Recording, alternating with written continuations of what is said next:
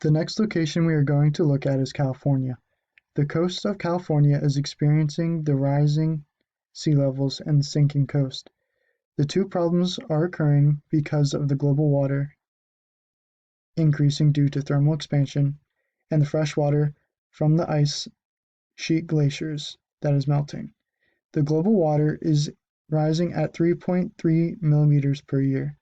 In this century, California has seen an increase in temperature of 3 degrees. As time goes on, the sea level will continue to rise by 3 to 4 feet, and clean air will be harder to get. As of now, due to the rise of seawater and the sinking of California coast, there's an estimation of 8 million people living on land that is continuing to sink. The EPA estimates that the number of people that are going to be living in an area of floods will increase from 250,000 to 400,000.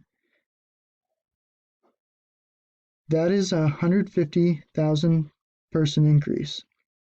There are solutions that are trying to slow down the rising of sea level. The first one is to limit the amount of greenhouse gases that are being produced.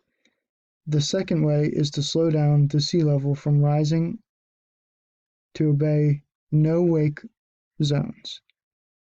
These zones are places where motorized watercrafts are prohibited to go in order to reduce the amount of erosion that may happen in the area.